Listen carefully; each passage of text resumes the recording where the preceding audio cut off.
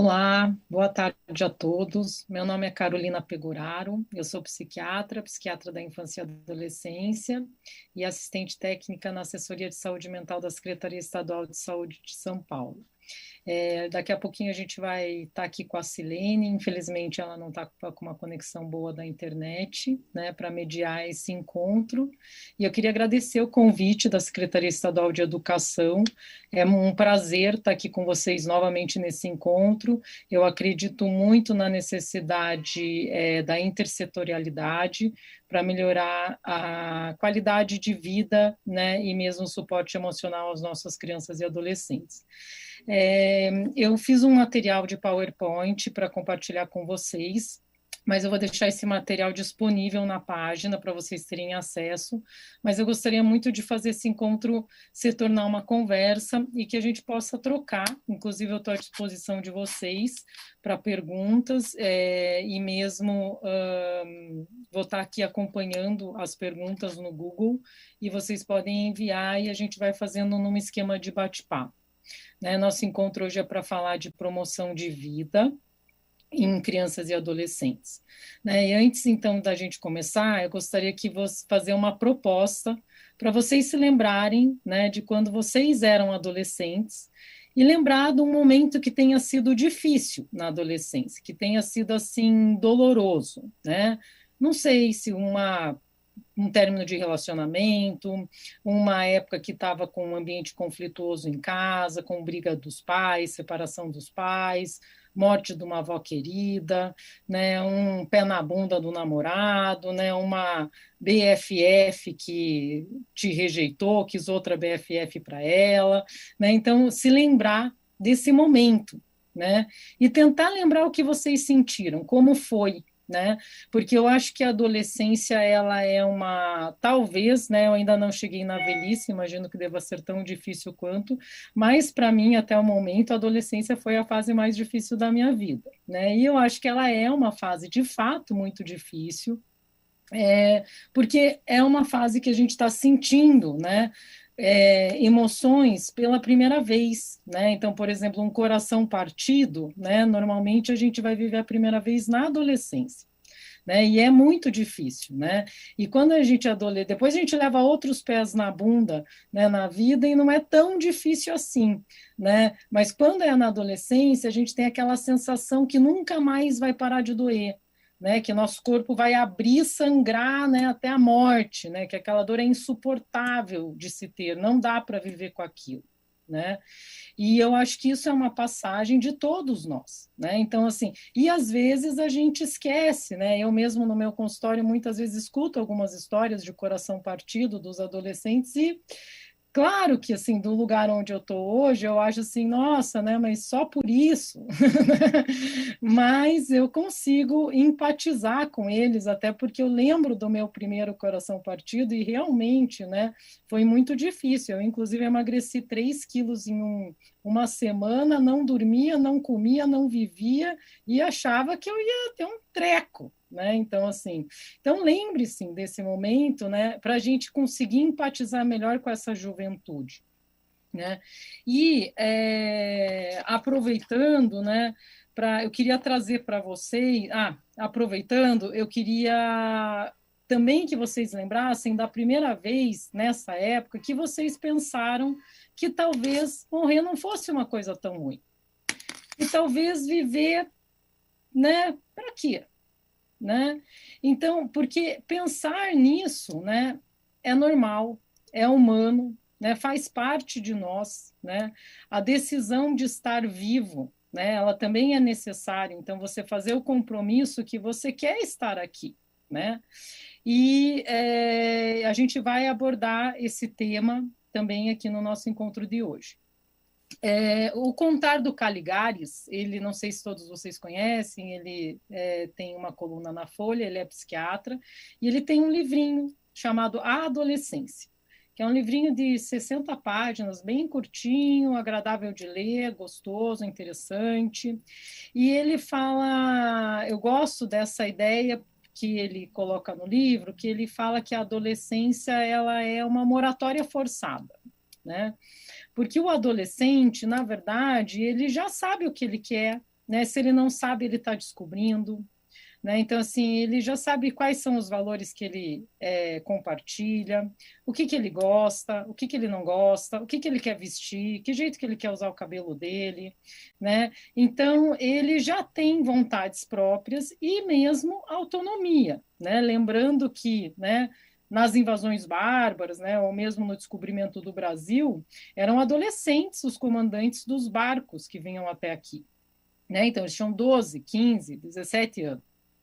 E eles comandavam um barco com muitas pessoas para invadir outros países, né? Então, os adolescentes, eles são capazes de fazer isso, né? Não sei se nesses 500 anos alguma coisa mudou em relação à autonomia ou se foi só cultural, né? Porque hoje os adolescentes de 12 anos não podem andar sozinhos, não podem pegar ônibus, não podem pagar uma conta no banco, como se eles fossem incapazes. E o Contar do Caligares, ele também coloca daí que nós adultos, nós invejamos demais a adolescência atual, porque essa é a vida que a gente queria, né? A gente não ter nenhuma responsabilidade, você não precisar fazer nada, é quase como se você ficasse assim 10 anos de férias, né? Então, assim, sua única obrigação é estudar. Né? E aí a gente fica, de certa forma, né, um pouco ressentido com os adolescentes, porque os adolescentes eles são muito queixosos, né? E eles nunca estão satisfeitos, né? Então, e a gente repete essa frase de mas eles só têm que estudar, a única responsabilidade que eles têm. E a gente se ressente porque a gente tem tantas coisas, né, gente? A gente tem tantas coisas, tanta conta para pagar, tanto trabalho por fazer, tanta preocupação na cabeça, cuidar da nossa mãe, cuidar dos nossos filhos, cuidar da nossa família, né? Então, assim, então existe uma certa inveja, né? E uma adultescência, digamos assim, que tenta ser adolescente. Né? Então, que usa, né, as referências musicais dos adolescentes, que usa as referências de moda dos adolescentes. Então, os adultos estão cada vez mais adolescentes e ressentidos com os adolescentes, que não conseguem entender a grande oportunidade que eles têm no momento de não terem nada para fazer. Né? Então, eu acho que a gente tem aí um conflito, né, entre a adolescência e a vida adulta, né, entre nós mesmos. Né? Então, eu trouxe isso para a gente poder refletir um pouquinho de que momento, de que situação que a gente está, como que é contextualizada a vida dos adolescentes hoje em dia, né? E para a gente poder pensar um pouquinho. O que os adolescentes, então, eles sofrem, e sofrem muito, eles têm um sofrimento muito genuíno, principalmente por ser um sofrimento das primeiras emoções, né? Então, quando eles pensam em morrer, por exemplo, isso é um dado que eu vou dar para vocês, porque eu atendo muitos adolescentes no meu consultório, e eles não sabem que é normal pensar nisso. Né? Tanto que isso muitas vezes é uma informação que eu dou para eles, mas você sabe que a maioria das pessoas no planeta pensam nisso, né? Ou já pensaram, né, em algum momento. E até porque 90 a 95% dos seres humanos já pensaram em autoextermínio. Tá? Então, e quando eles descobrem isso, né, primeiro eles ficam, nossa, é sério? Né? E depois a gente pode conversar que, na verdade, não é porque você pensa que você quer fazer. Né? Na verdade, se você pensa, você tem que pensar, porque é uma coisa muito séria, não é igual trocar de roupa, né? E nem escolher se você quer usar moicano ou não. Né? Então, como vamos pensar nisso? Será que de fato é isso que você quer? Ou o que será que está tão pesado no momento, né, que você está pensando nisso? Né? E você está querendo sumir ou você está querendo morrer? Porque morrer não tem volta, sumir às vezes tem volta. Né? Então, poder abrir esse espaço de conversa e falar sobre esse assunto tão difícil que muitas vezes nós adultos não estamos preparados para falar. Então, a maioria de nós, se tem alguém que fala assim, não, tô com ideia ruim na cabeça, espera aí que eu vou marcar um psicólogo para você. Né? Mesmo dentro da nossa família. Então, como que é quando o nosso pai velhinho chega para a gente e fala, tô com ideia ruim na cabeça? Alguém conversa com esse velhinho? Alguém senta e fala, mas pai, o que está acontecendo com o senhor? Por quê? A vida está assim tão difícil. Fala que eu te escuto. Né? Então, como que é isso? Né? Como que é falar disso? Né? Até porque, normalmente, quem tem que falar disso é com quem a pessoa busca. Porque ela não fala, ela escolhe para quem que ela vai falar que ela está com pensamento não ruim. Não é que ela chega despretensiosamente e fala com você porque você estava passando. Não, ela pensou, né? Amanhã lá na escola eu vou lá falar com o meu professor, só para ver se, o que, que ele pode fazer, né? Se ele pode me ajudar ou como é, né? E aí ele chega e fala: "Ih, professor, tá ruim, umas ideias ruins", né? E aí, como vamos falar sobre isso, né? A gente vai conversar um pouquinho sobre isso aqui hoje também, tá? Deixa só eu tentar a gente ver se eu consigo abrir aqui as perguntas, que como a Silene não voltou ainda, eu quero ver se eu consigo deixar aqui só para ir acompanhando o que vocês vão falando, tá? Então, veja, gente, adolescente sofre e sofre muito, tá? E muitas vezes, né, em intensidades até maiores do que a gente, tá? Porque as emoções, elas não têm contorno, né? E eles não têm continência, e eles não sabem o que fazer com aquela grande emoção. Então, é muito sofrimento, né? Além, claro, né, de questões relacionadas à sexualidade, que é aí também que surge, nessa idade. Né? Num mundo hoje, às vezes, muito aversivo e intolerante, porque o que eu vejo dos adolescentes não é que quando eles se veem gay, digamos assim, quando eles se veem homossexual, por exemplo, eles não se aceitam porque a família não os aceita. Quando a família os aceita, eles se aceitam. A questão deles é: se eu for isso, né, minha família não me ama. Então, é o medo de perder o amor. E esse sempre é o nosso medo humano. Né? A gente precisa de amor, a gente precisa ser amado. Se isso não for, talvez tão essencial quanto respirar. Né? Então, assim, se não for o que for mais essencial, né? Porque a gente não vive sem respirar, mas normalmente quando as pessoas muito solitárias e sem amor, e completamente sozinhas, elas não vivem, elas sobrevivem, né? E às vezes também se auto-exterminam. Né? Então, veja, gente, o que normalmente faz os adolescentes pensarem em morrer, por exemplo? Né? Um tema é a vida não tem sentido. Né? Então, não querendo, né, responder uma pergunta tão estudada por todos os filósofos aí, anos sem resposta, qual o sentido da vida, né? Não quero minimizar isso, mas assim, gente, a vida não tem sentido nenhum. Né? Então, assim, a questão, e a gente inventa esse negócio, o sentido da vida, né? Não tem. E se não tiver, ou vamos trabalhar na lógica e se não tiver, né? Porque o sentido da vida, cada um tem o seu. O sentido da vida para mim é um, para você é outro. Né? E cada um dá o seu sentido, coloca o sentido na sua vida. Né? Então, é uma construção. Né? O que tem sentido para você? Né? Por exemplo, a minha vida melhorou muito quando eu me tornei psiquiatra, e até antes disso, não, porque a medicina foi um inferno para mim. Né? Então, assim, sempre pensava em desistir, inclusive, foi difícil passar pela faculdade e tudo mais. Quando eu me encontrei psiquiatra, eu falei, nossa, é isso que eu quero fazer da minha vida. Né? E aí isso implicou um sentido enorme na minha vida, né? Hoje, assim, o meu trabalho talvez seja o que mais me realiza e faz a minha vida ter sentido. Né? Então, foi uma construção que levou, né, com quantos anos eu me tornei psiquiatra, atuante, tudo mais, né? Com 28 anos. Né? Então, assim, até os 28 anos, eu estava meio perdidona lá no sentido da vida. Tá?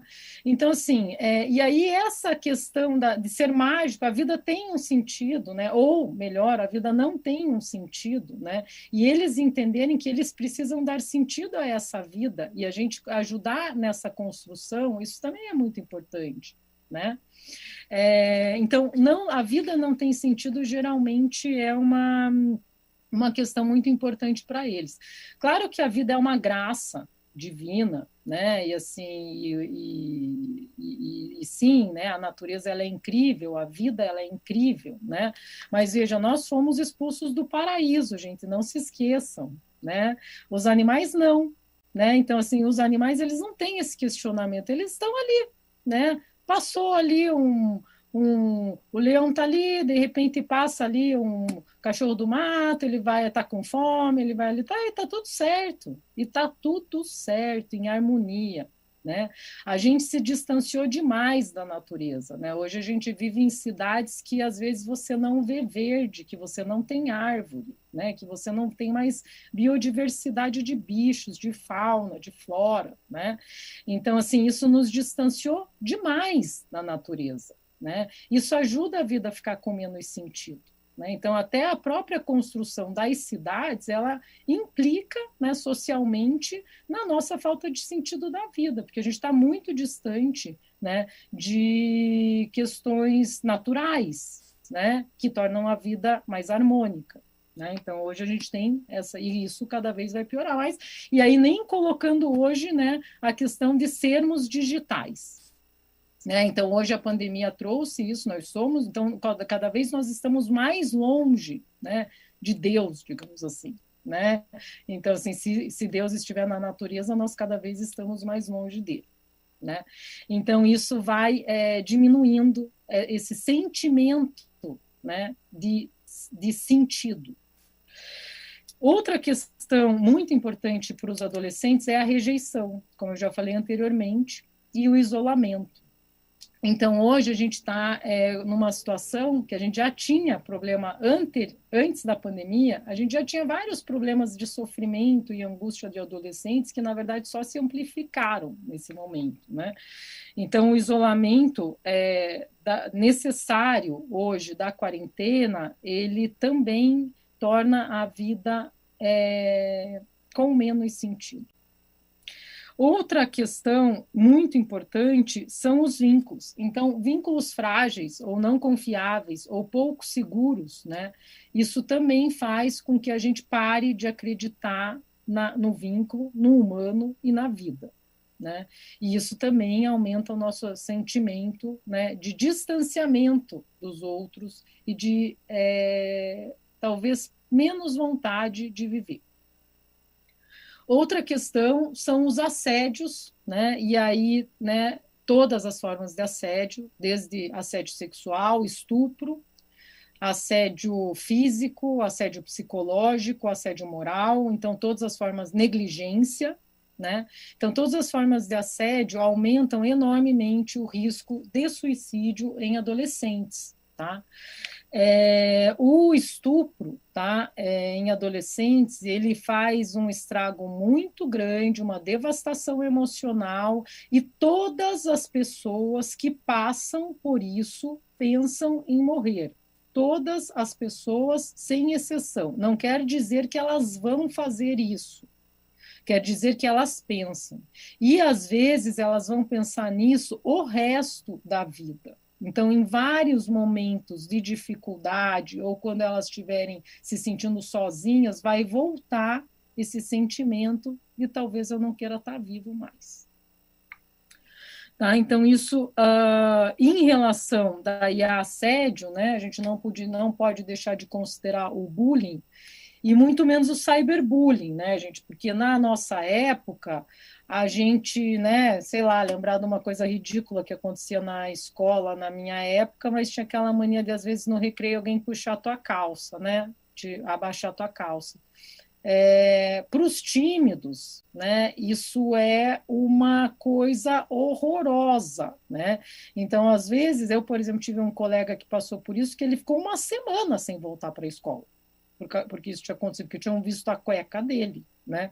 E ele ficou uma semana sem voltar para a escola, né? Tamanho, né, o choque que foi essa brincadeira ridícula. Hoje, o bullying, ele é um cyberbullying. Então, não é só o pessoal da tua escola que sabe, né? Toda a tua vizinhança, são todos os teus amigos do Facebook, né? Talvez, às vezes, 1 milhão de pessoas, se você virar um meme, né? Então, é uma coisa absurda, né? E muito cruel dos adolescentes. Então, veja, gente, quando eu estou abordando esse tema, rejeição, solidão, né, assédios, bullying, né, falta de sentido na vida, né? Então, isso reflete assim um adoecimento da nossa sociedade. Né? Então, veja, né? Quem acha aqui que suicídio é um problema de saúde? Uma pergunta para vocês. Quem acha que suicídio é um problema de saúde? Né? Porque não é. Né? Então, assim, e também não é uma questão que vai ficar só na saúde. Né? Vocês, como professores, vocês são rede de proteção, né? Essenciais, né? Na abordagem com adolescentes, porque muitas vezes os adolescentes não vão ao médico, né? Diferente das crianças que vão um pouquinho, dos velhinhos que vão muito, dos adultos que vão de vez em quando, os adolescentes não vão nunca. Né? Por exemplo, nenhuma das principais causas de morte de adolescente, das primeiras 3 causas de morte mundiais, nenhuma é natural, nenhuma é uma doença. Né? Ou é, né, violência interpessoal, ou é acidente de trânsito, ou é suicídio. Né? No Brasil, o suicídio é a segunda causa-morte. Tá? Nos últimos 12 anos, né, vem tendo um aumento no estado de São Paulo de 10% de casos de suicídio nessa população. Isso considerando uma subnotificação, né? Porque, infelizmente, apesar do suicídio ser uma doença, um evento, um fenômeno, né? De notificação obrigatória, ele é muito subnotificado. Então, na verdade, valores reais a gente não tem. Né? As tentativas de suicídio, elas também devem ser notificadas. Tá? Então, por exemplo, se você tem um caso, aconteceu na escola e você soube, né? Ontem à noite a fulaninha tomou, né, um monte de remédio em casa, vamos supor, né? E aí alguma amiga te contou, né? Alguma amiga dela contou para você, professor. É importante, às vezes, entrar em contato, sempre, na verdade, né? Entrar em contato com essa família e uma das questões de sugerir, né, que ela vá numa unidade de saúde, porque às vezes as famílias não levam também unidades de saúde. Tá? Então, assim, as tentativas, elas são 20 vezes mais do que os atos consumados. Então, muita gente tenta. Tá? Aí eu vou mostrar um pouquinho para vocês daqui a pouco alguns valores estatísticos. Tá? Então, o suicídio ele é um fenômeno social e humano. Tá? Então, isso é difícil imaginar. Tem pessoas que acham que a gente chegará num nível zero de suicídio, né? Assim, que acredita que isso é uma possibilidade. Eu não acredito nisso como possibilidade. Eu acho que isso é um fenômeno humano que sempre vai existir. Né? E quanto mais doente nós estivermos socialmente, mais ainda isso vai existir. E hoje a gente tem, então, assim, desde a questão da internet, desde a questão da gente estar por demais intolerante, né? Não respeitando a neurodiversidade, não despertando a diversidade, cada um de nós é diferente entre si, né?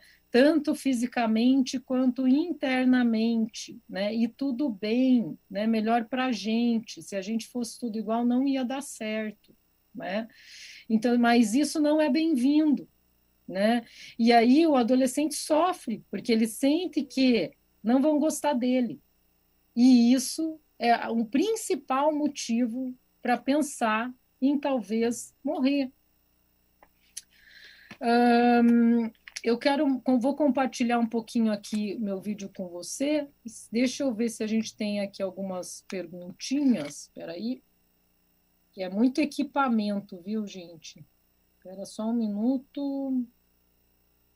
Aqui já falaram que chegou na adolescência sem lesões, passou por isso, pessoas que lembraram aqui que também que a adolescência foi difícil, né? Então, vou compartilhar aqui a minha tela com vocês. Então, só para vocês terem uma ideia, né, gente? A gente tem no mundo, tá, uma morte a cada 40 segundos, tá? Então, nesse tempo que eu falei isso, uma pessoa tentou, outra pessoa tentou, mais uma pessoa está tentando, mais uma pessoa está tentando, mais uma. Então, quando a gente terminar essa aula de 1h30, né, se a gente dividir isso em 3 segundos, a gente vai ter muitas pessoas que tentaram morrer nesse tempo dessa aula. E algumas conseguiram, né? Ele está entre as maiores causas de morte entre pessoas entre 15 e 35 anos. No Brasil, é a segunda causa, como eu falei. O suicídio, né, ele não se acaba na pessoa. Isso é muito importante que vocês tenham essa visão, tá? Então, o suicídio, ele primeiramente, ele funciona como uma doença contagiosa. E agora, com o Covid, a gente está podendo, né, entender melhor o que é uma doença contagiosa, né, e eu vou mostrar para vocês por que ele é contagioso, né, e em partes porque ele já afeta, tá, ele tem um impacto psicológico, social e financeiro na comunidade, na família, que não tem nem como se medir. E normalmente, tá, 5 a 6 pessoas próximas da pessoa que tentou ou que cometeu, porque tentar já tem essa repercussão, tá, gente? Vão ficar extremamente abaladas e às vezes nem vão conseguir retomar a sua vida, né? Então, por exemplo, se você é mãe ou se você é filho, tá, e comete, saiba que a sua mãe ou o seu filho talvez nunca mais na vida se recupere. Então, você foi, teu sofrimento acabou, mas você deixou 5 a 6 pessoas aqui na Terra sofrendo enormemente e talvez para sempre, tá? Queria esse dado aqui, eu acho muito relevante para vocês, né, que 50% das tentativas não buscam auxílio médico. Isso é na população geral, não só nos adolescentes, tá, gente? Então, isso quer dizer que, veja, quem que vai saber metade dos casos dos adolescentes que tentaram, talvez vocês saibam, mas talvez a gente da saúde não saiba, tá? Então, ele é contagioso, tá? Queria lembrar para vocês, não sei se assistiram, mas se eu não indico, apesar de todas as críticas que houve, tá? Aquela série do Netflix, 13 Reasons Why, né? As 13 razões do porquê, né? Que é sobre uma menina que comete suicídio e é muito presente o papel escolar, né? E aí a gente vê essa repercussão na escola e como a escola precisa se mobilizar. Na série, inclusive, não aparece em nenhum momento nenhum profissional de saúde, né? E sim, sempre, né, os professores, o coordenador, né, a equipe da escola tendo que gerenciar um problema bem grande, né? Então, assim, e isso e por que é importante saber que ele é contagioso? Porque em 15 dias vai ocorrer uma nova tentativa na mesma escola, ou no bairro, ou no círculo de amigos dessa pessoa. Isso é certo, tá, gente? Então, veja, quando você tem uma tentativa, você não está olhando só para ela, você está olhando para aquela pessoa que tentou, você está olhando para aquela família, para todos os amigos. Lá para frente, quem vai ser o próximo? Você está olhando para isso também, porque dá ideia. Porque às vezes também tem um amigo que está vulnerável, daí fala, putz, se ele tenta, por que eu não posso também? Então tá, vou tentar também, né? Então dá ideia, né? Então essa ideia ela é disseminada, assim como a ideia de vida, né? Pessoas que superaram isso, como elas fizeram, isso também ajuda outras pessoas a superar. Né? Então, é muito importante trazer bons exemplos e referências de pessoas que tiveram esse tipo de problema e conseguiram lidar com ele e fizeram outra coisa que não tentar morrer. Isso é muito importante. E também é importante trazer que a gente pensa nisso e que faz parte da vida pensar nisso. E que a gente tem que lidar e pensar sobre isso, e refletir mesmo sobre isso. Né? E até com uma função educativa, né? Porque isso é a vida. Né? Como eu falei, 5 a 6 pessoas profundamente, né, afetadas, e o nome desse fenômeno do suicida imitador, digamos assim, é Efeito Werther, que é um livro, né, do Goethe, que quando foi lançado, né, muitas pessoas na Europa cometeram suicídio. Ele é um livro de uma pessoa que está se despedindo da vida e que comete, né? E aí, e isso a gente pode lembrar, por exemplo, do Robin Williams, né? Quando ele morreu na Califórnia, né, de suicídio, a gente teve um aumento na Califórnia naquele mês de 10%. Tá? Setembro Amarelo, né? Estamos aqui em setembro, inclusive falando desse tema muito difícil, né? Setembro também é no Brasil o mês que mais tem tentativas e ato consumado de suicídio, mais do que no Natal, no Réveillon e no Carnaval, que também são datas propícias, tá? E o aniversário das pessoas também são datas propícias. Mas o Setembro Amarelo, por talvez, né? Ou, né? É uma dúvida se há mais notificação dos profissionais de saúde em setembro, porque não para de se falar disso, né? Ou se falar disso, né, ajuda pessoas vulneráveis a se decidir por isso, né? E se for esse o caso, quer dizer que não estamos falando bem disso, né? Estamos, na verdade, atuando mal. Então, veja, gente, na intervenção, tá, de um evento de suicídio, por exemplo, você tem o vermelho, né, a pessoa que cometeu. Então, a agente da saúde vai estar intervindo nessa pessoa, né?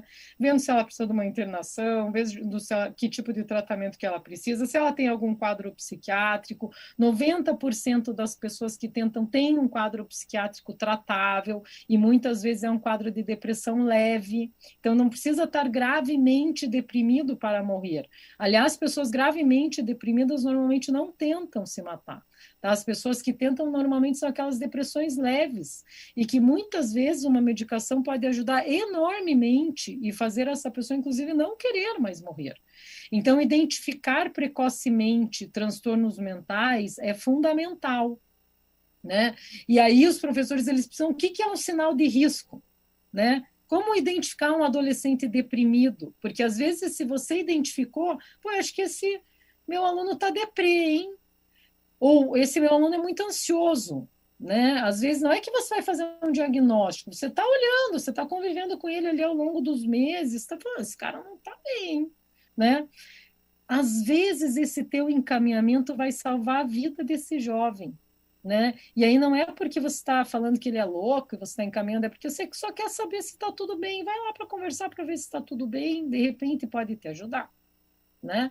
Então, veja, gente, se você tem um ato suicida, né, a intervenção é em vermelho, mas ao mesmo tempo está acontecendo uma prevenção de outros casos. Então, se você tem um caso na escola, você vai ter que estar intervindo nesse caso, o que aconteceu, o que aconteceu que fez isso, até porque muitas vezes está relacionado com os amigos e com problemas escolares que acontecem dentro no ambiente social da escola, né? Familiares também, mas muitas vezes conflito entre os próprios jovens, né? E aí você está prevenindo novos casos ao mesmo tempo, acompanhando, né, esse caso ao longo do tempo e toda esta turma, né? Então, não é só a pessoa que é assistida, é muito mais amplo o cuidado, tá? Se é prevenível, né, que normalmente é isso que as pessoas têm muito interesse em saber, parcialmente prevenível, né? Quando uma pessoa está extremamente decidida, né, é muito difícil você mudar a ideia da pessoa, mas sempre vale a tentativa, né? Normalmente se tenta muitas vezes, tá? Até se conseguir, mesmo quem quer muito, tá? Então, aquele mito de que quem quer vai lá e faz e não avisa ninguém, primeiro não é verdade, porque 50% das pessoas vão no médico e falam dessa vontade para o profissional de saúde um mês antes, 90% das pessoas compartilham com alguém próximo de falar, meu, tá muito difícil, tá ruim, viu? Acho que não vou aguentar. Né? Então, compartilha com pessoas próximas, então avisa, tá? Então, a maior parte avisa. Então, não é verdade que quem avisa não faz, que quem avisa quer chamar atenção, não. Então, quando avisa, todo o mundo parou e a gente tem que cuidar disso, porque pode ser, né? E a gente tem que tratar como será, porque daí a gente dá o cuidado necessário, né? Então, ele é parcialmente prevenível, né? Se você identifica precocemente transtornos mentais, isso é uma coisa que pode ajudar, né? Validar as falas de desespero dos jovens é importantíssimo, porque, como eu falei, 90% dos jovens falam sobre esses sentimentos antes de agir contra si mesmo, tá? 50% busca ajuda médica e a necessidade do controle daí ambiental dos fatores de risco. Então, por exemplo, se uma pessoa chega e fala para você que, sei lá, eu vou tomar veneno, você tem que saber se tem veneno na casa dela.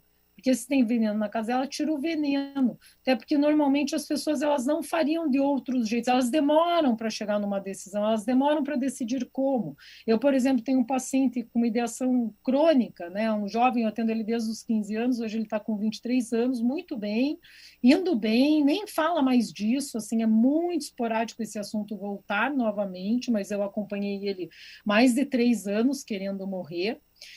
Nunca foi internado, só para vocês saberem, tá? E ele tem uma questão que, assim, ele vai morrer com um tiro. Ele só morreria assim.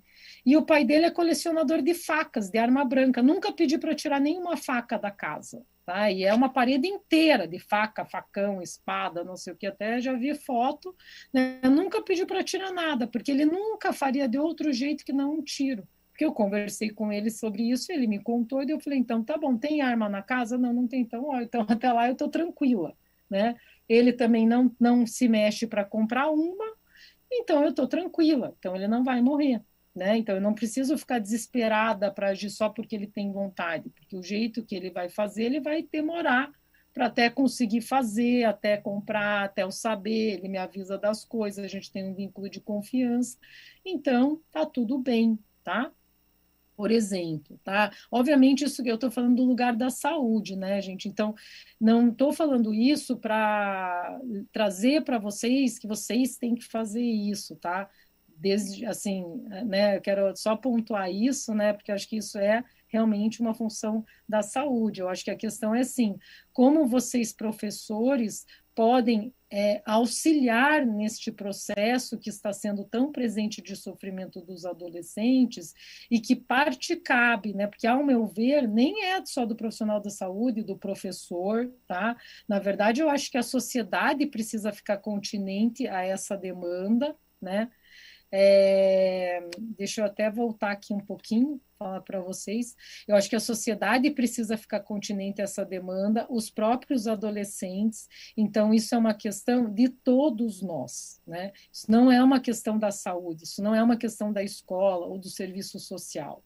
Né? A nossa sociedade ela precisa voltar, né, a conseguir escutar os outros, né? Ter tempo, né, de conversar meia hora com alguém que não está bem e tentar ajudar essa pessoa, né? Tá faltando amor, né? Mais amor, por favor, né? Já dizia o crioulo, né? E é verdade, né? Mais amor, por favor, porque tá faltando muito, né, na nossa sociedade hoje em dia, né? A ponto de, se você tiver um problema, vão falar assim, não, então tá, vou marcar um psicólogo para você. Não, espera aí, eu quero conversar com você que é meu amigo, né? Mas o amigo não sabe ouvir, né? O pai não sabe ouvir, a mãe não sabe ouvir, né? Já vem ditando regra, já vem falando, não, mas você não imagina pensar nisso, que horror. Né? Não, é um absurdo você estar pensando nisso. E aí a pessoa não vai mais confiar, não vai mais falar do sentimento dela para você quando você começa uma conversa assim, né? Ou fala assim, nossa, mas isso é uma traição de Deus. Pronto, acabou a chance de você conversar com a pessoa, né? Por que você não pode perguntar, mas o que está acontecendo? E, gente, quando a gente vai começar uma conversa dessa, a gente não sabe quanto o tempo vai durar, né? Então, assim, pode durar 15 minutos, pode durar meia hora, pode durar 3 horas, né? E você vai ter que ter essa disponibilidade, e uma disponibilidade de escuta, né? Com atenção plena, com plena disponibilidade, com respeito, né? Com ausência de julgamentos, né? Em você se destituir do que é seu, porque você está ali pelo outro, né? Pensar junto com o outro, na visão dele, né? Qual seria uma solução para o problema que ele tem, que faça sentido para ele, não para você, né? E essa possibilidade de escuta, gente, ela é de todos nós, né? Então, ela não é uma possibilidade de escuta do psicólogo, né? Eu tenho, desculpa ficar repetindo isso, mas é que isso é um assunto que tem me incomodado muito ultimamente, da gente levar, né, uma técnica para diversos setores e mesmo para a sociedade, né, com uma de escuta oportuna, por exemplo, ou escuta qualificada, né? Use o nome que quiser, né? Que é essa disponibilidade de ouvir, de dar lugar de fala para aquele ser em sofrimento, né, para ele poder falar do seu sofrimento, né, e isso ser considerado da saúde mental, né? Isso já me indignava dentro da medicina, né? Porque eu acho que todos os médicos precisam fazer isso, né? Até porque a saúde mental ela é transversal a qualquer problema, ela está sempre com nós, né? Então, assim, ela também está na escola, porque ela faz parte da gente, né? A pandemia deu essa visibilidade para a área da saúde mental agora, nesse momento que todos nós estamos estressados, né? Então, assim, eu já tive meu pico de estresse, de precisar sair 15 dias, né, de estar ficando maluca na pandemia, sem dormir, né, enfim, e tudo mais, extremamente estressada. Acho que vocês também, né? Então, assim, a gente está num momento que 50% dos pais, né, foi uma pesquisa, se eu não me engano, da educação essa, né, se consideram estressados, né? No Irã, por exemplo, o estresse na população na pandemia é de 60%. A maioria da população do Irã está estressada, né?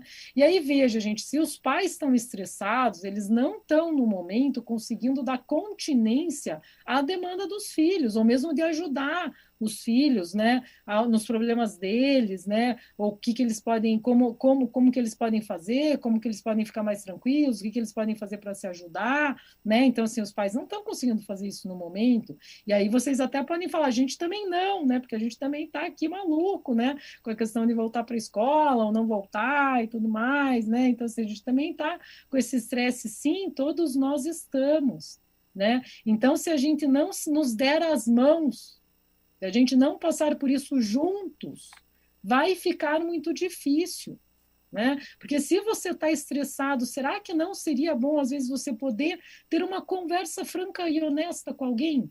Será que isso não ia te ajudar? Né? O problema é que hoje as pessoas não escutam, né? Muitas vezes, por exemplo, eu saio com os meus amigos e a gente conversa, mas não se fala, digamos assim, entendeu?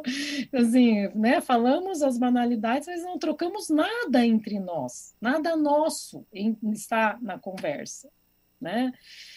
Então, isso é um grave problema atualmente, né, gente? Eu vou compartilhar novamente aqui a minha tela com vocês, só para a gente poder falar um pouquinho de fatores de proteção. Então, o que seria fatores de proteção? Porque uma forma, né, de abordar isso é a gente ter uma sociedade melhor, né, basicamente, né? E fatores de proteção, por exemplo, né, são, então veja, nada não é antidepressivo, tá, gente? Então, assim, bons relacionamentos com os familiares, com os colegas e com os professores, uma família que seja acolhedora e te apoie, né? Ter uma família que você sabe que você pode contar, né? Isso é fundamental, né? E aí tem pesquisas que mostram que, na verdade, o que te faz feliz na vida, tá? Uma pesquisa de Harvard de mais de 100 anos, é ter uma relação de confiança na vida. Uma relação, não precisa duas, gente. Então, olha como estamos empobrecidos de amor, né?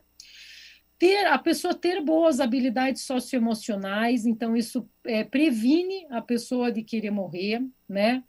Ter uma autoestima positiva. Hoje, a maior parte dos adolescentes não se gostam, não conseguem se gostar, e né? Ou porque, né, assim, até essa semana atendi uma menina que quer fazer uma adolescentinha, 14 anos, quer fazer plástica de nariz, né? Até pode ser, né? Se vai te ajudar, né? É uma menina que está meio grave.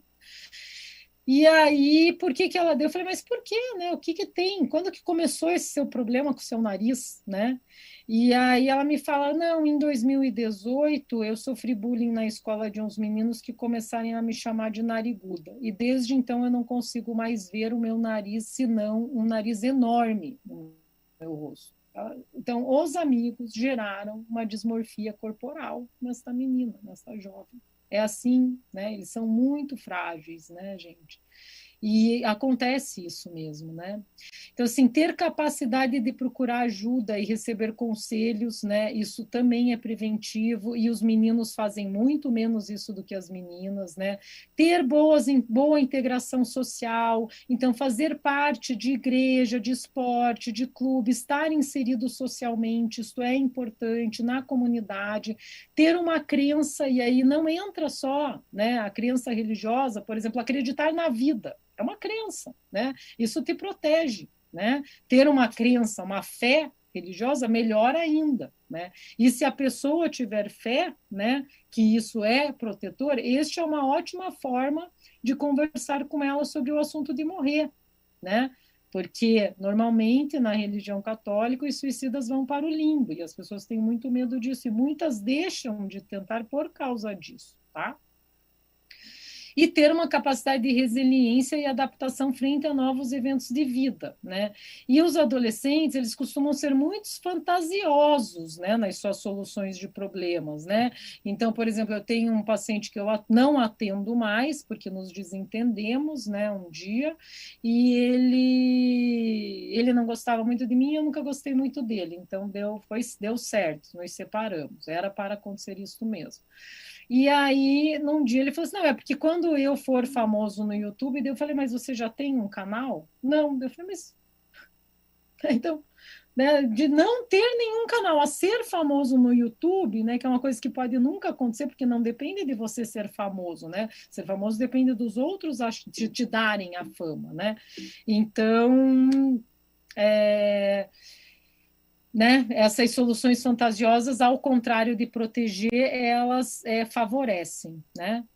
Então, gente, a tecnologia de lidar com esses problemas de angústia, sofrimento e mesmo ideação de morte, tá? Ela é de acolhimento e escuta qualificada, tá? Com uma necessidade fundamental de articulação entre todos os setores da sociedade, tá? Então, isso é muito importante, porque às vezes a escola vai conseguir ajudar muito mais aquele jovem do que a psicóloga do CAPS, que às vezes o cara nem gosta dela, né?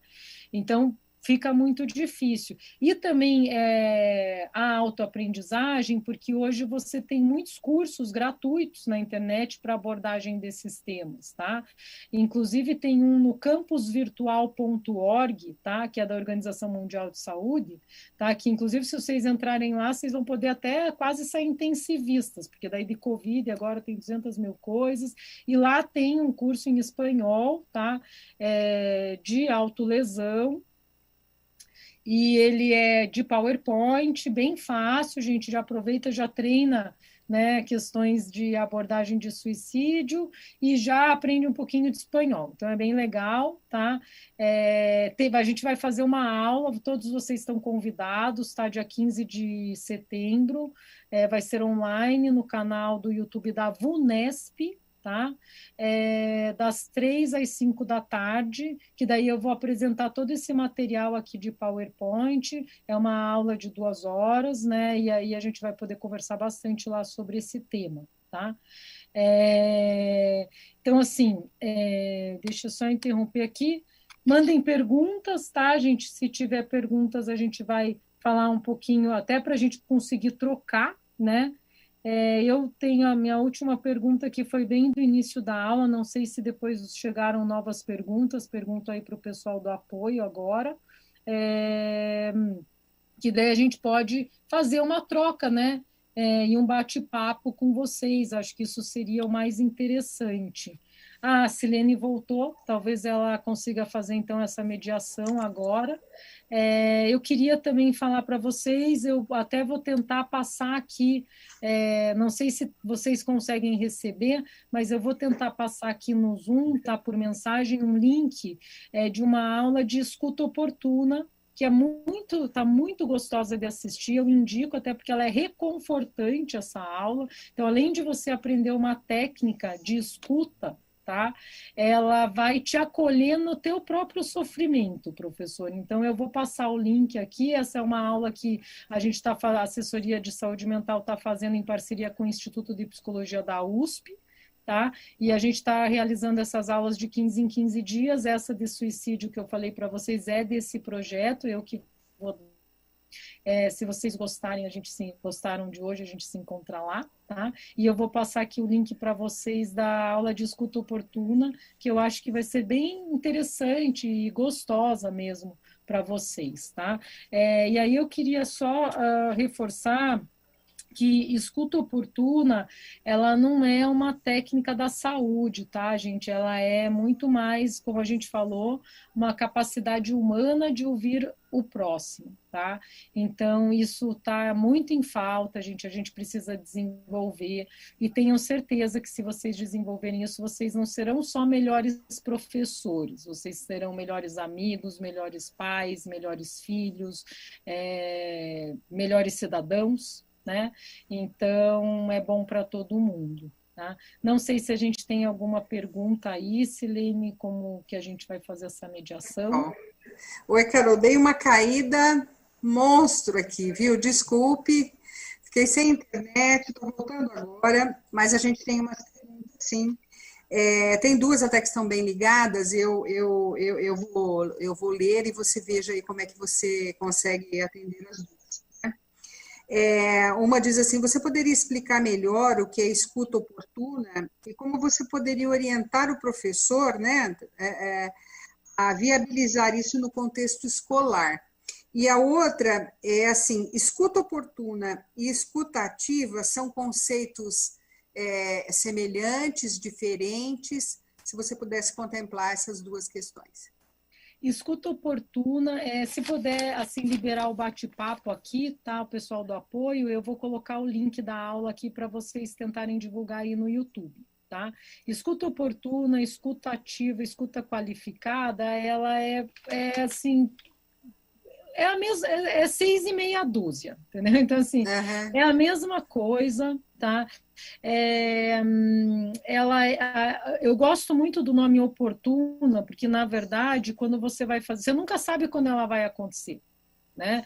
Então, às vezes, ela acontece quando você está saindo da sala de aula para ir para a sala dos professores, alguém te pega no caminho e te fala alguma coisa que você vai ter que ouvir, que você percebe, nossa, isso que ele está me falando, eu preciso parar e dar escuta. Eu vou ter que, assim, talvez seja tão importante que eu não vá poder ir para a próxima aula, eventualmente, né? Principalmente se a pessoa estiver falando em autoextermínio. Então, assim, e aí é uma disponibilidade, né? Eu até gosto, eu gosto muito eu sempre falo assim, não, a hora que isso acontece, assim, é um estado de espírito, né, meditativo que você entra. Então, assim, o mundo parou. Né? Se alguém te puxar, se alguém te falar, você vai falar, agora eu não posso, você vai ficar atento àquele indivíduo 100%. Então, é um nível de disponibilidade afetiva, emocional, cognitiva de escuta, com uma atenção, né, voltada para o outro, na tentativa sempre de ajudar o outro no seu problema. Então, você tem um objetivo claro, que é como eu posso ajudar esta pessoa. E normalmente não é falando, né? Porque assim, né? Por exemplo, né? Tem uma paciente minha que quer emagrecer, né? Quer dizer, que tá gordinha. E a mãe, e ela às vezes se queixa, mãe, tô gordinha, não tô gostando. E a mãe fala, é só você parar de comer. Bom, isso ela já sabe. Entendeu? Isso não ajuda ela em nada, porque ela já sabe, né? Então, a questão é assim, né? Por que você não está gostando de estar gordinha? O que está te incomodando? Por que será que você está comendo demais, meu querido? Então, ajudar a pessoa a desenvolver um discurso para a gente entender o que está acontecendo com ela, né? E junto com ela pensar em soluções possíveis. Né? Por exemplo, então, neste exemplo da obesidade, né? O que será, né, que você pode fazer para se ajudar? Levar para o outro, não tem nada, eu não consigo, eu não consigo, eu não consigo, eu não consigo. Mas tem alguma coisa que você consegue? Né? Ah, talvez eu consiga tirar a Nutella da tarde. Bom, já é uma grande coisa, né? Então você vai pensar numa solução conjunta, né? E é muito importante nessa hora a gente entender que não estamos falando sobre nós, não estamos falando sobre o outro. Né? Então, o que te cabe, o que você acha assim, ah, mas isso para mim me serve, não serve necessariamente para o outro. Então, não tem receita, né? É um processo, né? É um processo de ir e empatizar, entender o que está acontecendo, recolher o que a pessoa está te falando, né? E dar para ela transformado, porque muitas vezes quando você fala a mesma coisa que a pessoa está falando, né? Mas você traduz para ela o que ela está falando. Ah, então você está me falando isso, isso, isso, isso, isso. A pessoa se escuta às vezes num lugar diferente. Né? Isso ajuda a pessoa nos problemas dela. Até porque muitas vezes falar nos ajuda a nos organizar. Né? Então é uma escuta que não é que você não pode falar, você vai falar, mas você vai muito mais ouvir. Né? Porque primeiro você quer entender. Então você vai gastar um tempo entendendo. E quando você tiver o que dizer que você. Até porque muitas vezes é a pessoa que vai te dar a solução. Né? Porque muitas vezes a pessoa, por exemplo, está com um conflito lá porque é homossexual e a mãe não aceita, e ele fala assim, mas eu tenho um tio homossexual que ele podia conversar com a minha mãe. Então a pessoa te deu a solução, então você vai tentar construir com ela esta solução. Né? E como que a gente podia fazer? Né? De repente, você quer uma ajuda para isso? Né? Então, assim, você devolve e ajuda a construir uma linha do fazer. Não sei se respondi plenamente. Eu acho que sim, eu só fico com uma. Agora eu, né? Estou aqui aproveitando a sua presença e a sua fala.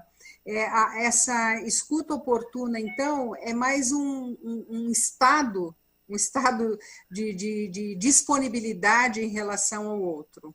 E eu imagino que isso, para nós educadores, a gente tinha que desenvolver isso, porque a nossa rotina ela é muito conturbada. Né? Agora, em tempos de isolamento social, então, eu costumo usar uma expressão que me satisfaz muito no meio do caos, que é catar papel na ventania. Né? A gente fica no meio a tantas demandas que eu imagino que nem seja, a gente não tenha nem uma possibilidade muito construtiva dessa escuta, porque muitas vezes nós precisamos também sermos escutados, né? Mas pensando nessa escuta oportuna, escuta ativa, Carol, você vislumbra com a sua experiência que essa prontidão ela pode ser ensinada e aprendida, pensando em nós, educadores, como um público fundamental para construir essa competência? Sem dúvida nenhuma, né? Ela é uma técnica, né? Assim, mas antes de ser uma técnica, eu acho que assim, ela é uma capacidade humana. Né? A gente nasceu com isso. Né? Infelizmente, a gente está num mundo que desvalorizou demais, né, o lado emocional e mesmo a escuta. Né? A gente desvalorizou, a gente esqueceu disso. Né? A vida é um pouco isso que você falou, né, Celina? A vida é tão corrida.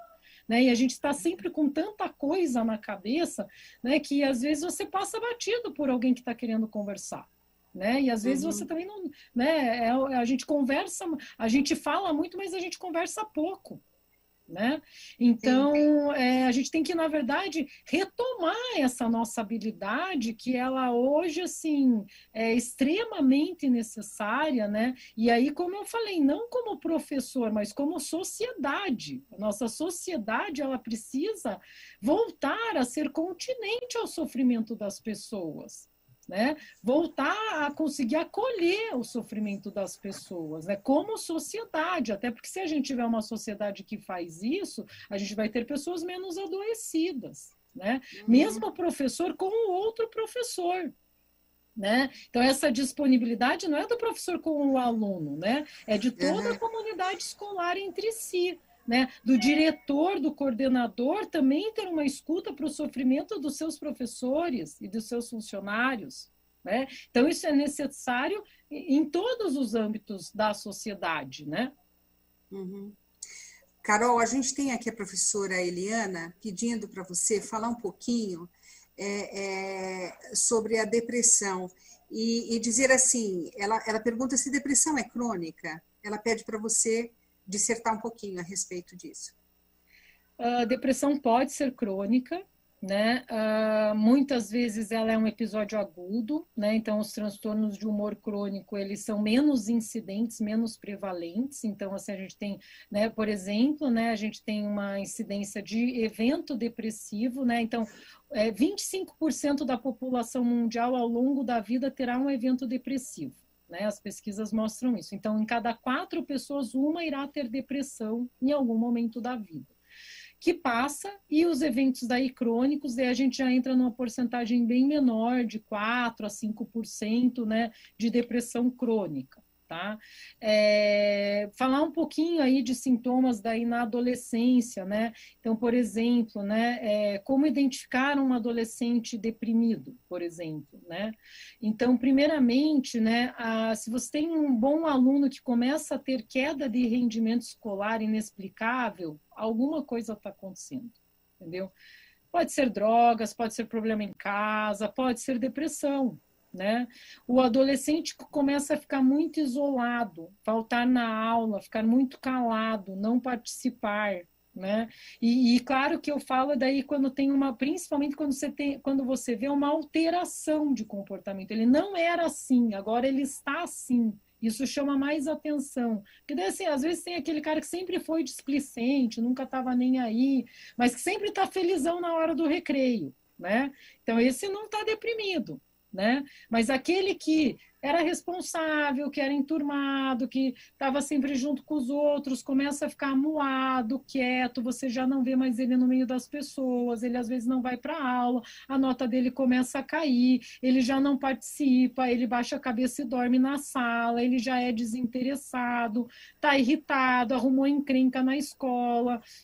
Então, esse tipo de coisa, ela sempre é uma possibilidade.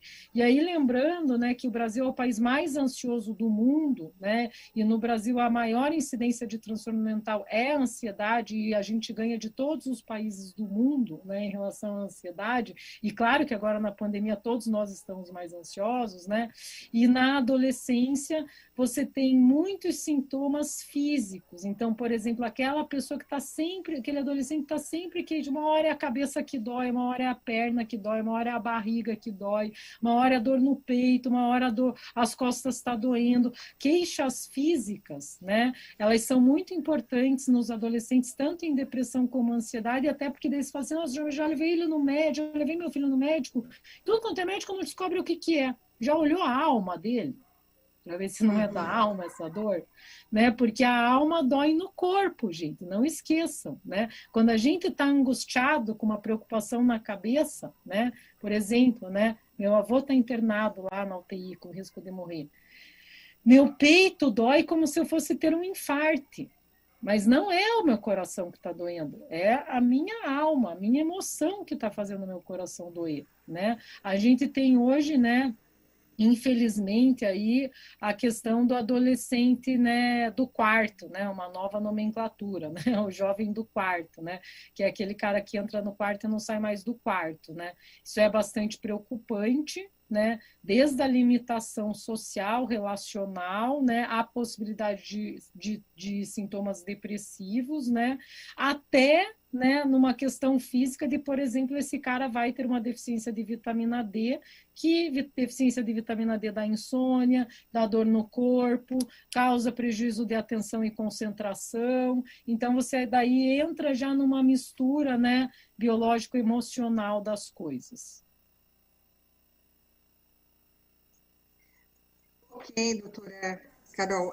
Temos uma outra questão aqui, que anterior, que é a depressão tem alguma composição química ou só psicológica? A depressão tem uma composição química, na verdade, é uma alteração em neurotransmissores bem global, né? Por isso que os remédios, nesse ponto que os remédios atuam e podem trazer uma melhora, né?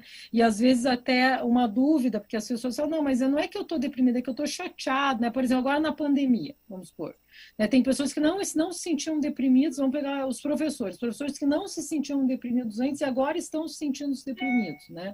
E aí a gente entende que a gente está vivendo um momento de grande estresse, né? Então, veja, é uma coisa que vem de fora para dentro. Né? Então, assim, não, então o problema está fora, que eu estou com um medo enorme de ter que voltar a trabalhar e vou pegar Covid, né? Por exemplo. Né? E isso está me perturbando. Então, assim, eu sei o que é.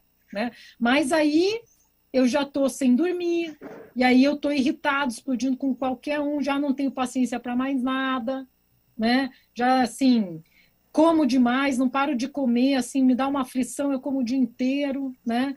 Então, veja, então é uma coisa que começou fora, mas quando você começa a ter sintomas, né? Então, quando começa você a ficar irritado, quando você começa a ter principalmente alteração de sono e apetite, que são sintomas biológicos, quer dizer que alguma coisa se alterou. Tá? Uhum. E aí o que acontece? Que também já se sabe, né, gente? O estresse que vem de fora para dentro, por exemplo, você vai para a guerra, ou agora estamos vivendo em momento de pandemia, isso também altera a tua neuroquímica. Então, às vezes, quando você está um longo tempo sob estresse, você adoece. E aí você adoece fisicamente. Né? Não dá para ver, não tem um exame que você vai fazer e vai ver. Né? Mas mesmo assim, por exemplo, um processo de luto que passou de 6 meses e a pessoa está de cama ainda, isso já se tornou um adoecimento físico que necessita também de uma intervenção medicamentosa. Então, assim, claro que e aí pode ser, né? Não, estou deprimida porque meu casamento acabou, vamos supor, né? Tudo bem. Só que daí você tem um tempo, né? De adaptação a essa situação nova. Passou um ano, eu ainda estou deprimida porque meu casamento acabou, não deve mais ser só emocional. Tá? Uhum. Ok. Nós temos aqui a professora Camila, ela pede para você comentar um pouco mais como é que nós, da educação, poderíamos ajudar os alunos nesse momento de distanciamento social. Ela gostaria que você retomasse um pouco essa questão. Professora Camila. Eu acho que de muitas formas, né, gente? Eu acho que desde trazer, né, conteúdos socioemocionais, né? Então, assim, trazer a possibilidade de se conversar. Como que tá para vocês? Né? Como vocês estão se sentindo? Né? Poder falar sobre isso, né? Além de dar aula de matemática, né? E aí, né, vou falar, talvez isso não caia muito bem, mas, por exemplo, eu não sei se eu fosse aluna nesse momento, se eu tivesse no ensino médio, com a visão crítica que eu tinha quando eu era adolescente, que eu fui daquelas adolescentes assim, né, daquelas eu fui, questionadora e tal, né? Então, assim, nessa fase, se eu fosse, eu não sei se eu ia ter cabeça para estudar. Tá? Uhum. E eu não sei se eu não ia ficar incomodada de ter que estudar sem poder falar do que está acontecendo, porque eu acho que eu ia me sentir, de certa maneira, violentada nisso, entendeu? Porque eu acho que assim, não tem nada mais sério acontecendo do que a pandemia, gente. Entendeu? Da gente estar em casa. Então, assim, não ter um espaço da gente poder falar sobre isso, né? Mas como vocês estão se virando, como vocês estão se sentindo, como vocês estão afetados por isso, criar um espaço para falar, né? Eu acho que isso é fundamental. E, claro, dar aula, sim, mas que isso entre também como um conteúdo, né? E como aula, né? E que isso seja um tema importante, né? Porque, e assim, né, desde, né, e aí desenvolver habilidades socioemocionais, até porque quando você traz isso para um grupo falar, muitas vezes o grupo se ajuda, né? Então, por exemplo, aí para vocês que, né, que estão de trabalho à distância, né? Por exemplo, o que me voltar, né? Eu nunca parei, né? Então, assim, sou profissional de frente. Então, assim, mas estar trabalhando foi bom estar com as outras pessoas, porque esse encontro, quando a gente se encontra na sala e pode conversar, daí um fala que está nervoso, o outro também, estamos arrancando os cabelos juntos e tal, esse compartilhamento, ele nos ajuda. Porque daí primeiro ele entende que você não está sozinho, você entende que você não está sozinho, que as outras pessoas também estão assim, e que um ajuda o outro. Né? Então, eu acho que é muito importante trazer esse tema, e aí, passando um pouco por isso, mas, por exemplo, né, a escola trabalhar preventivamente, né? E aí, mas como que eu vou falar de suicídio na minha escola? Não vai falar de suicídio, você vai falar de felicidade. Por quê? Porque sempre quando você colocar felicidade como assunto, vai aparecer o contraponto. Pode ter certeza absoluta disso. E aí você vai trabalhar o contraponto, mas falando de felicidade. Carol, eu acho que essa sua fala, se a gente tivesse um editor de texto, teria que estar em Arial 70, sabe? Porque eu acho que é esse o grande ensinamento. Quer dizer, se a gente quer trazer uma contribuição, estou entendendo pela sua fala, estou me sentindo muito contemplada por ela, a gente tem como olhar pelo lado da luz e das trevas. Né? Então, você olhar pelo lado da luz, você coloca de uma forma tal o seu como trabalhar, ele te propicia uma amplitude maior do que se você focar no que está faltando. Né? Então, tem que focar no lado positivo das questões, porque as outras afloram naturalmente. Né? Eu acho que essa coisa de você abordar a realidade pelo lado da luz é sempre o melhor caminho, eu acho que é sempre o mais construtivo. Né? Como professora, me sinto assim em muitos momentos, como formadora de professores também, quer dizer, você reforçar as coisas negativas, todo mundo sabe que elas existem, a gente sente na pele. Né? O que a gente precisa é como é que eu olho para isso com uma nova perspectiva que me propicie tanto olhar para a minha situação, né, para a minha realidade, como para a realidade dos meus alunos, e conseguir fazer essa mobilização. Né? Eu acho que essa sua fala caiu para mim como um ponto importante do dia de hoje. Né? Como é que a gente encara essas situações que são difíceis? Né? Então, vamos pelo outro lado. Né? Então, eu acho que isso é uma lição. Eu garrei isso para mim na tua fala, acho que é fundamental. E a gente tem uma pergunta aqui da professora Aline. Só uma questão, né? Eu acho que assim, e também poder falar que a vida é difícil, né? E que viver é difícil, né? Porque fica uma questão hoje para os adolescentes que viver é fácil, né? Porque você entra no Facebook, tá todo mundo feliz em Ibiza, né? Com seus drinks coloridos, então vai parecendo que a vida é isso, né? Um mar de felicidade. Né? E não sei vocês, né, gente, mas eu acho que assim, existem momentos felizes na vida, né? Sim, São sim. momentos, né? A vida ela não é muito difícil encontrar alguém que se sinta plenamente feliz. Eu nunca encontrei alguém que se sinta plenamente feliz, né? Então não existe esse estado pleno de felicidade. E aí é vendido isso para nossa adolescência, que é isso. Entendeu? Então, essa desconstrução, ela também é importante, né? Porque senão o cara que está sofrendo, ele acha que só ele que está sofrendo. E aí ele está a parte do grupo. Daí ele é o patinho feio. Ele não pode falar, porque todo mundo está bem, só eu que estou mal. E normalmente o que eu vejo nos adolescentes que todos estão mal, eles só não se avisam um ao outro, né? Mas todos estão mal, né? Tudo bem que eu tenho um viés na minha clínica, né? Dos adolescentes, mas eu acho que eles não estão bem. Eu acho que você tem razão, existem pesquisas, até 6 delas, que eu tenho lido bastante nos últimos dias, a gente pode até deixar depois o link aqui para quem se interessar. E nas 6 pesquisas, essas que eu li, elas pontuam essa questão, que os jovens, os estudantes, a principal necessidade deles é falar sobre os sentimentos. Então, eles querem aula, mas eles querem uma aula em que eles possam se expressar. Né? E o segundo objeto de desejo no que diz respeito à construção de um conhecimento para esse momento em que a gente se encontra, as pesquisas mostram, assim, professor, me ajuda a organizar meu tempo, né? Porque eu acho que é uma situação tão inédita que a gente está vivendo e que nós fomos tão pouco preparados, singular, não é, Carol? Eu nunca me imaginei vivendo essa situação que a gente está vivendo agora, e as pesquisas mostrando essa questão, mostrando, por exemplo, que os meninos do ensino médio, as meninas do ensino médio, 40% deles já consideraram a possibilidade de não fazer Enem, e não saber quando vão fazer. Porque eu acho que é um pouco o que você disse, né? Na linha de frente está a minha sobrevivência, da minha família, e como é que eu lido com essas questões, e com o Enem que eu tenho aí pela frente, né? Os estudantes dos terceiros anos, né? Então, essas coisas que você coloca são bastante pertinentes, né?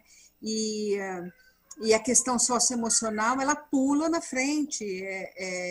Vamos estudar e precisamos, os alunos indicam isso, né? Que eles querem falar sobre essas questões, né? E aí fica para a gente, que é educador, a gente também precisa falar dessas questões, né? Então, eu acho que é um movimento e que a Secretaria de Educação tem buscado, que é como é que a gente vai trabalhar com essas questões socioemocionais, apoiando o professor, os profissionais da educação, e como é que o currículo precisa ser desenvolvido nessa linha, né? Para atender essa demanda, né? E a gente tem a professora Lilian aqui, ela está dizendo que adorou as suas observações, suas colocações, e ela pede para você falar um pouquinho ainda mais sobre depressão docente. Se você tem experiência nessa questão, ou o que você escolheria para falar sobre esse tema aqui nesse momento. Eu trabalho junto com o pessoal da educação, eu já faço alguns eventos junto com a educação, então eu tenho contato com professores, né? Eu vejo que existe, de fato, na classe, assim, um estresse, né? Já antes da pandemia, porque desde a pandemia eu só tenho visto vocês online, né? Então, assim, mas antes da pandemia, acho que já existia algumas questões, desde uma dificuldade de estar na escola, desde um medo, às vezes, dos alunos, né? Depende da escola, que está em lugares mais violentos. Eu acho que isso atinge fortemente, né, o nível de ansiedade dos professores, porque daí não conseguem ficar tranquilos, né? Eu acho que, além disso, a gente tem a questão salarial, enfim, eu acho que é bem complexa a questão do professor, né? E aí, compartilhando um pouco como profissional de saúde, a questão da desvalorização, porque eu acho que quando você é valorizado, né, no que você está fazendo, isso te ajuda a superar, né? E quando constantemente, né, por exemplo, você escuta que os servidores públicos são o problema do país, né, e que não estão falando da gente, estão falando de outra classe, mas sempre sobra para a gente, né?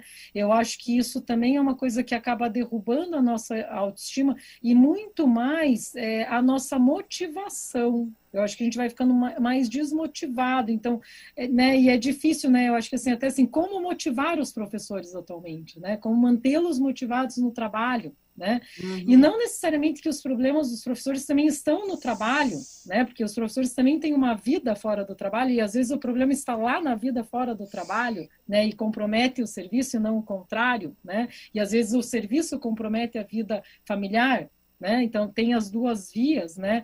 E aí, quando não é o trabalho, o professor entra na lógica de todas as pessoas, e como a gente viu, é altamente incidente a depressão, né? Então, assim, não existem pesquisas que mostram, né, que existe aumento de depressão na classe de professores, né? Eu nunca vi esse trabalho, ou seja, que assim, os professores eles têm uma tendência maior de ter depressão do que outras profissões. Isso não existe comprovadamente, né? Eu acho que existe uma sensação entre os professores, né, de depressão, que não sei se de fato, né, e de estresse, né? E que eu acho que é muito por sobrecarga. O que os professores têm é que assim, os professores eles costumam gostar muito do que eles fazem, né? Uhum. Então, isso faz, né, assim, não é só uma profissão, né? É de fato, né, um motivo de viver. Né?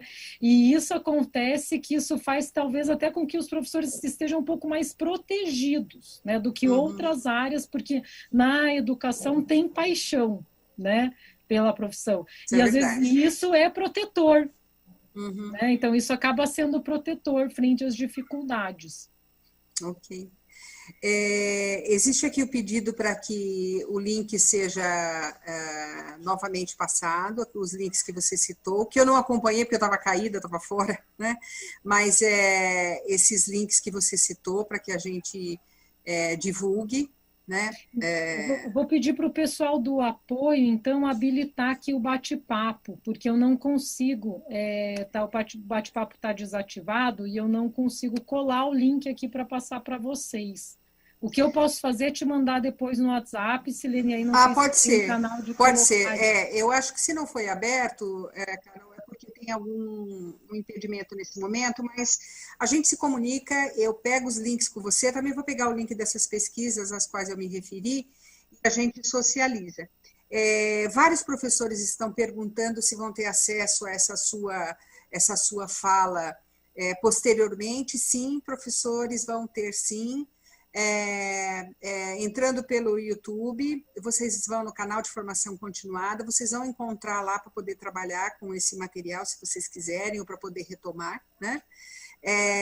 Os links depois a gente encaminha para vocês, né? E tem aqui uma última questão, mas eu acho que ela é extensa demais, e então talvez a gente guarde para uma próxima oportunidade, que com certeza virá, porque o público gostou demais da sua fala e declarou muito isso. Mas é só uma questão que diz respeito a quais são as competências socioemocionais que mais são indicadas para serem estudadas por nós professores no sentido de prevenir o suicídio. Né? Porque todas são importantes, mas a pergunta é aqui se tem alguma que você acha que possa ancorar melhor um trabalho nessa dimensão de prevenção. Empatia, né? Então, assim, porque daí um consegue ajudar o outro, né? Eu acho que é muito importante.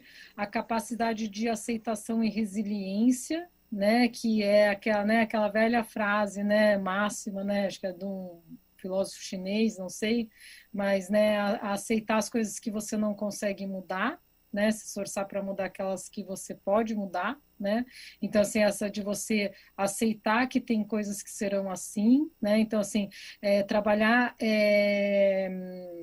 adaptação a problemas, né? Então, para as pessoas se tornarem mais adaptáveis frente aos problemas e resolução de problemas, né? Então, é uma outra habilidade importante, né? Mesmo a habilidade de escuta que a gente está falando, isso também é importante desenvolver dentro deles, né? Que um pode escutar o outro. Então, né? Aconteceu comigo, né? A semana passada, uma paciente que eu atendi há uns 2 anos atrás, achei que inclusive nunca voltou comigo, uma adolescente, não seguiu o meu tratamento, a mãe é colega médica, me falou, não tomou o remédio, tal, passou. E aí atendi um menino que conversou com ela, da sala dela, que falou numa conversa com ela, se abriu e falou que estava querendo morrer, e ela passou meu telefone para ele, falou, vai lá conversar com a Carolina, vai te fazer bem, quando eu fui foi bom para mim, vai lá. Ou seja, veja, é uma adolescente que soube ouvir, entendeu? Não sabia muito bem o que fazer, deu um encaminhamento para o colega, né? Apoiou ele a procurar ajuda, né? Então fez tudo o que precisava. Uma menina de 14 anos. Né? Então, eu acho que é isso que a gente precisa, que a adolescência se fortaleça dentro de si mesmo. Né? Se a gente tivesse uns minutinhos, assim, 1 minuto, eu quero só compartilhar minha tela aqui rapidinho com vocês, tá, gente? Para trazer uma questão que é muito relevante, que assim, veja, e se aconteceu o suicídio na escola? Por exemplo, só para vocês terem uma ideia, ou uma tentativa, veja como é amplo, né? Por exemplo, vai ou não vai no enterro? Né? Porque pode ser que a família se ofenda, acha que a culpa é sua, né? O cara que tentou e sobreviveu, quando ele volta para a escola, como é que ele volta? Como é que a gente recebe ele? Né? Quando acontece o suicídio, o que faz com a carteira daquele aluno que morreu? né? Geralmente é a assembleia, geralmente é a turma que decide, os próprios alunos que decidem. Uns vão se incomodar de ficar vazia, outros vão se incomodar de estar ocupada, né? Como preparar o ambiente da escola para os outros alunos que são os sobreviventes? Né? Como abordar o cuidado com as famílias, o cuidado com os próprios profissionais, porque automaticamente, quando você tem uma tentativa na escola, os profissionais também estão em risco, né? E não só o aluno, tá? Os alunos, então os docentes também estão em risco, né?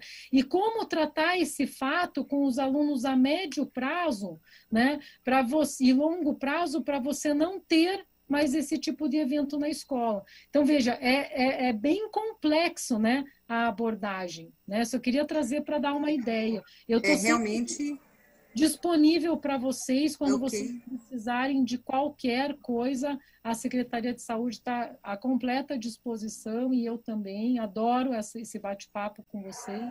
Então, contem comigo sempre que vocês precisarem. Carol, nós é que agradecemos infinitamente a sua generosidade, a sua presença. Nossa, eu tenho aqui um carro passando aqui na minha rua. Queria agradecer em nome da Secretaria, do Centro de Mídias, da IFAP,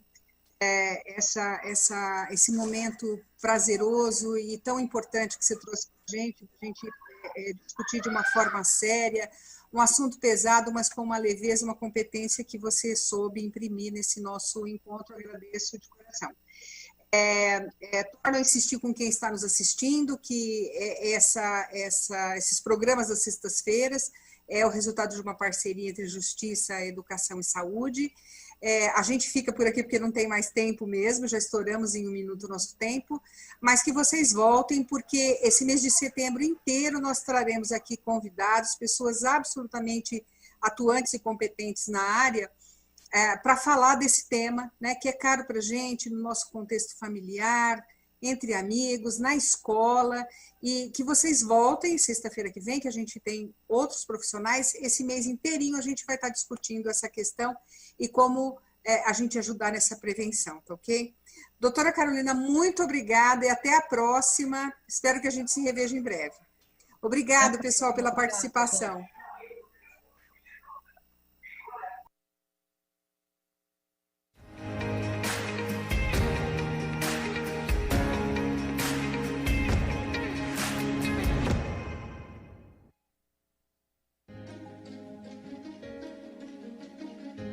A escola pode estar distante, mas as aulas não. Por isso, o governo de São Paulo criou um aplicativo online de aulas com chats para todos os estudantes da rede pública de ensino durante a quarentena.